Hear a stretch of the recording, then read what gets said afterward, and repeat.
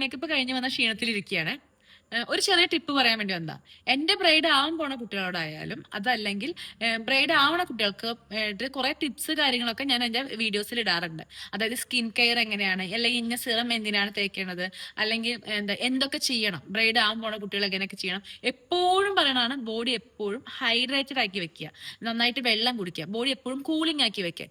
പിന്നെ മേക്കപ്പ് ചെയ്യുമ്പോൾ AC റൂമിൽ മേക്കപ്പ് ചെയ്യാനും എപ്പോഴും പറയണം. അതെന്താ റീസൺ പറഞ്ഞാൽ മേക്കപ്പ് ലാസ്റ്റ് ചെയ്യാൻ നന്നായിട്ട് ഹെൽപ്പ് ചെയ്യും. പിന്നെ അതുപോലെ തന്നെ വെള്ളം നന്നായി കുടിക്കുക. അത് എന്നും പറയുന്ന കാര്യങ്ങളാണ്. ഇതൊന്നും ചിലപ്പോൾ ബ്രൈഡ്സ് ശ്രദ്ധിക്കാറില്ല. അപ്പൊ ഇതൊക്കെ ഒന്ന് ശ്രദ്ധിച്ചാൽ നല്ലതായിരിക്കും. അതേപോലെ തന്നെ കല്യാണത്തിന്റെ അന്ന് രാവിലെ മുടി double wash, shampoo double wash ചെയ്യുക, കണ്ടീഷണർ യൂസ് ചെയ്യാണ്ട്. അങ്ങനെ ചെയ്ത് കഴിഞ്ഞാൽ ക്രിമ്പിംഗ് ആയാലും കേളിംഗ് ആയാലും സ്ട്രൈറ്റിംഗ് ചെയ്യണമെങ്കിലും നന്നായിട്ട് വരും.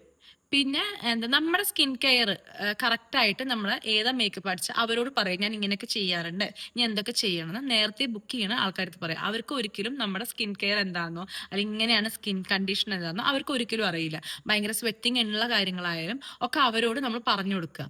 കാരണം അവർക്ക് നമ്മളെ കാണുന്നത് നമ്മുടെ സ്കിന്ന് ആദ്യമായിട്ടാവും കാണുന്നുണ്ടാവുക. ട്രയൽ മേക്കപ്പ് പോലും ചെയ്യാണ്ടായിരിക്കും മേക്കപ്പ് ആർട്ടിസ്റ്റുകൾ വരുന്നുണ്ടാവുക, അതായത് ഇത്രയും ദൂരത്ത് ആയതുകൊണ്ട്.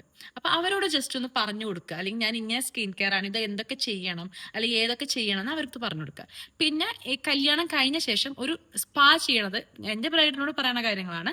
സ്പാ ചെയ്യണം നല്ലതാണ്. അതായത് നമ്മൾ കുറെ ഹീറ്റ് ചെയ്യണതും അതേപോലെ തന്നെ ക്രിമ്പ് ചെയ്യണം കാര്യങ്ങളും ചെയ്യണതാണ്. സെറ്റിംഗ് സ്പ്രേ, ഷൈനിങ് സ്പ്രേ ഒക്കെ അടിക്കണമുണ്ട്. അപ്പം മുടിക്കൊന്ന് പ്രൊട്ടക്ഷൻ ചെയ്യാൻ വേണ്ടിയിട്ട് സ്പാ ചെയ്യണത് നല്ലതായിരിക്കും.